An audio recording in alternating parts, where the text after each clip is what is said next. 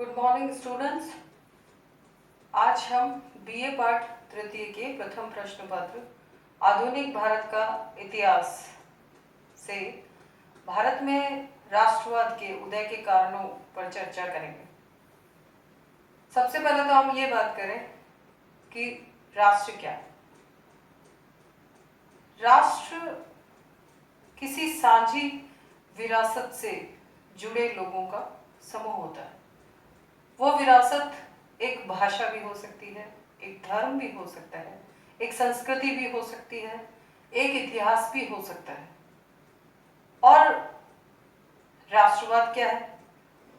राष्ट्रवाद बहुत ही सामान्य शब्दों में अपने देश के प्रति लगाव की भावना है। और यदि हम इसे और परिभाषित करें तो राष्ट्रवाद लगाव की वह भावना होती है जो साझी विरासत के प्रति लोगों में होता है। और एक राष्ट्रवादी व्यक्ति उस साझी विरासत से बने अपने राष्ट्र को सर्वश्रेष्ठ मानता है। तो इस प्रकार राष्ट्रवाद का मतलब है एक कॉमन फीलिंग अपने देश को आगे बढ़ाने की, अपने देश को सबसे आगे ले जाने की, इस प्रकार की एक फीलिंग जो पूरी जनता में हो, तो वो राष्ट्रवाद है। और इतिहास में यदि हम भारत में राष्ट्रवाद को ढूंढते हैं तो भारत के इतिहास में अंग्रेजों के आने से पहले हमें अनेक छोटे छोटे राज्य दिखाई देते हैं। और इन छोटे छोटे राज्यों के जो शासक थे वो आपस में लड़ते रहते थे। वहां की जो जनता थी उनमें क्षेत्रीयता की भावना तो विद्यमान थी, लेकिन राष्ट्र नाम का तत्व नदारद था। और इस कॉन्सेप्ट से लोग अपरिचित थे। जॉन सीले ने कहा भी कि भारत एक भौगोलिक इकाई मात्र है और इसमें राष्ट्र नाम का तत्व विद्यमान नहीं है या मौजूद नहीं है। तो भारत में 19वीं शताब्दी में जो राष्ट्रवाद का उदय होता है उसके पीछे कौन सी परिस्थितियां थी या उसके लिए कौन से कारण जिम्मेदार थे। 1857 का जब विद्रोह हुआ उसने सबसे पहले भारत की जनता को अंग्रेजों के खिलाफ लड़ने के लिए प्रेरित किया। और इस समय से ही भारत के लोगों में इस प्रकार की फीलिंग आई कि अंग्रेजों को हटाना है या उन्हें बाहर निकालना है। लेकिन बाहर निकालने के लिए सबसे पहली बात तो ये कि एकजुट होना जरूरी था, एक सी फीलिंग आनी जरूरी थी। यहाँ पर अनेक जातियां थी, लोअर कास्ट, अपर कास्ट, जमींदार किसानों का शोषण करते थे और धर्म के नाम पर, भाषा के नाम पर बहुत सी असमानताएं मौजूद थी। और राष्ट्रवाद आने का अर्थ था कि हम ये बता रहे हैं कि हम अब शासन करने के काबिल हो गए, क्योंकि ब्रिटिशर्स का ये कहना था कि Indians are not fit to rule, मतलब भारतीय शासन करने के काबिल नहीं। और हमें ये बताना था कि हम शासन कर सकते हैं। तो हम शासन कब कर सकते थे? जबकि हम रीजन के नाम पर, रिलीजन के नाम पे, लैंग्वेज के नाम पे हम यूनिफाई हो जाए। तो इस प्रकार राष्ट्रवाद कहीं ना कहीं अंग्रेजों की जो नीतियां थी उनके खिलाफ असंतोष के कारण, उनकी उन नीतियों के खिलाफ प्रतिक्रिया स्वरूप उभर करके आया। अंग्रेजों की नीतियां जैसे सामाजिक नीतियां, सामाजिक क्षेत्र में उन्होंने कुरीतियों को दूर करने के लिए जैसे सती प्रथा निषेध अधिनियम को लेकर के आए, हिंदू विधवा विवाह अधिनियम आया और समाज में लोगों ने इसे हस्तक्षेप माना। इसी प्रकार आर्थिक क्षेत्र में अपने उद्योगों के आवश्यकताओं को पूरा करने के लिए उन्होंने भारत से कच्चे माल का निर्यात किया और अपने निर्मित माल को भारत में बेचने के लिए उसे एक मार्केट के रूप में इस्तेमाल किया। और धीरे धीरे जब भारतीयों को ये बात समझ में आने लगी तो उनमें असंतोष व्याप्त हुआ और इस प्रकार से धीरे धीरे अंग्रेजों की ही कुछ नीतियां जिनमें आधुनिकीकरण भी हुआ और असंतोष के परिणाम स्वरूप राष्ट्रवाद का जन्म भी हुआ। अंग्रेजों ने भारत के इतिहास में इतने लंबे समय बाद पहली बार हमें दिखाई देता है कि भारत में राजनीतिक एकता स्थापित की। हिमालय से लेकर के दक्षिण में कर्नाटक तक और खैबर दर्रा जो पश्चिम में है वहां से बंगाल तक उन्होंने एक पूरा भारत को अपने अधीन कर लिया था। और इस प्रकार का भारत न तो मौर्यों के समय में था और न मुगलों के समय में था। और इस प्रकार जो भारत एकीकृत हुआ तो लोगों को दिखाई दिया कि एक सी अधीनता थी, एक सी समस्याएं थी, एक सा शासन था। प्रशासन का स्वरूप भी अगर हम देखें तो ये प्रशासन पहले के प्रशासनों से अलग था। इसमें एक प्रकार की अवैयक्तिकता थी, यानी पहले जैसा होता था कि शासक बदलता था तो उसके साथ साथ प्रशासन भी परिवर्तित हो जाता था। लेकिन अभी ऐसा नहीं था कि वायसराय बदलता था तो उसके साथ साथ प्रशासन के स्वरूप में परिवर्तन नहीं आता था और पूरे देश में एक प्रकार का न्यायिक शासन दिखाई देता है। पूरे देश को एक न्यायिक प्रक्रिया के अधीन लाया गया। तो इसने भारतीयों में इस प्रकार की फीलिंग डेवलप करने में मदद की कि हम एक ही शासन के अधीन हैं और एक राष्ट्र के रूप में उनको आगे बढ़ना चाहिए। इस प्रकार की फीलिंग आई। दूसरी जो परिस्थिति है, दूसरा जो कारण जो मुख्य रूप से राष्ट्रवाद के लिए जिम्मेदार ठहराया जाता है वो है आधुनिक शिक्षा।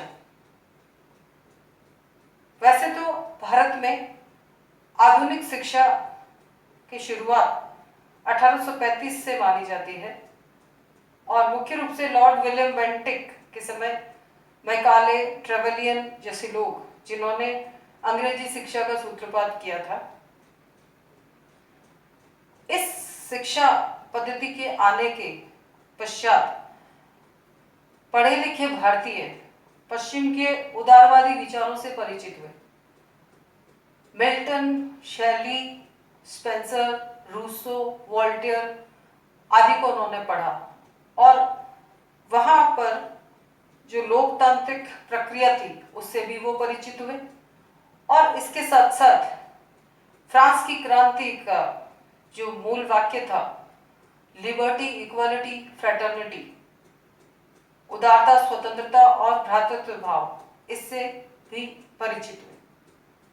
पर इसके साथ साथ उन्होंने अंग्रेजी प्रशासन का विरोधाभास भी देखा। पढ़े लिखे भारतीयों ने जब वो उच्च शिक्षा ग्रहण करके अपने देश में आए तो उन्होंने ये महसूस किया कि उच्च पद भारतीयों के लिए नहीं थे और भारतीयों के साथ एक प्रकार से ये अन्याय था कि उच्च पद सारे अंग्रेजों के लिए या यूरोपियन के लिए थे।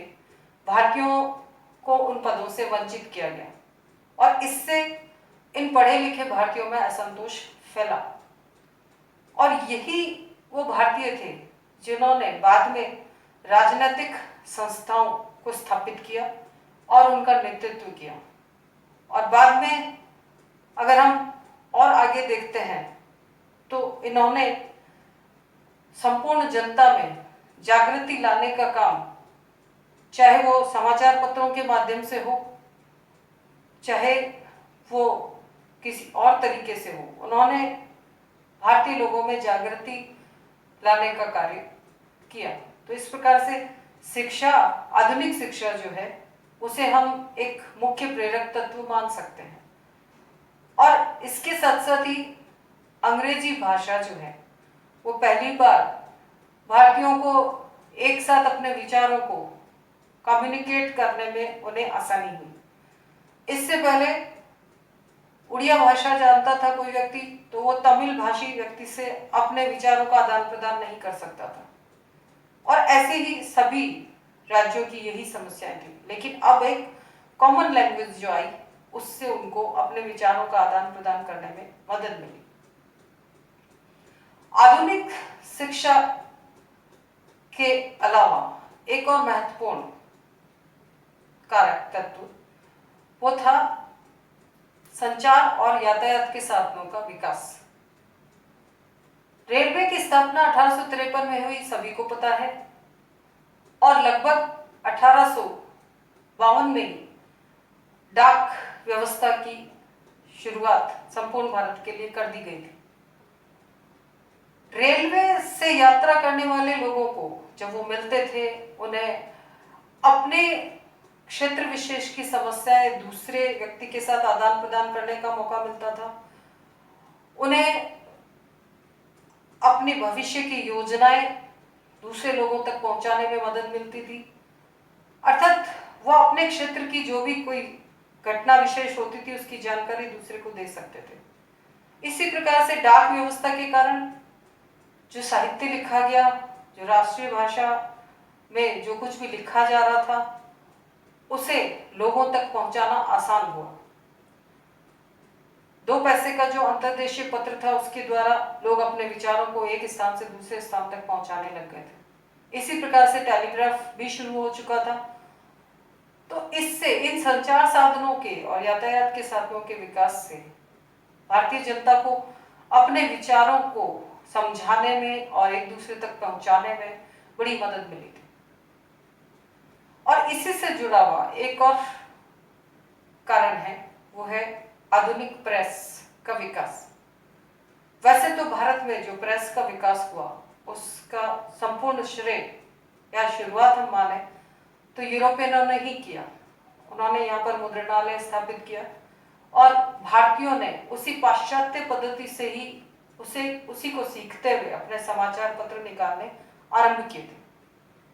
लेकिन बाद में जो भारतीयों ने समाचार पत्र निकाले, उन्होंने मुख्य रूप से भारतीयों को अंग्रेजों के खिलाफ जागृत करने में बड़ी मदद दी। इनमें मुख्य रूप से थे अमृत बाजार पत्रिका, बंगाली, हिंदू, मराठा, केसरी। ये जो न्यूज़पेपर्स थे ये काफी लोकप्रिय थे और इन्होंने अंग्रेजों की जो नीतियां थी उनके बारे में लोगों को जानकारी देने और उन्हें जागृत करने में मुख्य भूमिका उन्होंने निभाई। इसी के साथ साथ 19वीं शताब्दी में समाज और धर्म में सुधार के लिए जो एक लंबा आंदोलन चला, सामाजिक धार्मिक सुधार आंदोलन, उसकी भूमिका को हम नकार नहीं सकते। इस सामाजिक धार्मिक सुधार आंदोलन ने मुख्य रूप से, समाज की हम बात करें तो भारतीय समाज में अनेक कुरीतियां थी, जैसे बाल विवाह, कन्यावध, सती प्रथा, बहुविवाह। इस प्रकार की जो कुरीतियां थी उनके खिलाफ आवाज उठाई। धर्म में भी अनेक प्रकार के जो अंधविश्वास थे, मूर्ति पूजा थी, इसके खिलाफ आवाज उठाई गई। और ये हम मान सकते हैं कि इस सामाजिक धार्मिक सुधार आंदोलन ने भारत को इंटरनली ठीक किया। यानी यदि हम ये चाहते थे कि हम हमारे देश में संपूर्ण रूप से कोई सुधार करें तो उसके लिए जरूरी था कि हमारा जो सोशल स्ट्रक्चर है या हमारा जो धर्म है उसमें हम सुधार लाएं। तो सदियों से जो कुरीतियां चल रही थी उनको दूर करने के प्रयास इस सामाजिक धार्मिक सुधार आंदोलन के माध्यम से किए गए और इसमें सबसे पहले मेन रोल था राजा राममोहन रॉय का। राजा राममोहन रॉय ने सती प्रथा के खिलाफ मुख्य रूप से अपनी आवाज उठाई और उन्हीं के प्रयासों का परिणाम था कि लॉर्ड विलियम बेंटिक के समय सती प्रथा निषेध अधिनियम लाया गया। इसके अलावा उन्होंने कन्यावध, बहु विवाह, विधवाओं की बुरी स्थिति, इस पर भी उन्होंने काफी विरोध जताया। ब्रह्म समाज की स्थापना उन्होंने की और इसके माध्यम से उन्होंने धर्म में सुधार लाने के भी प्रयास किए।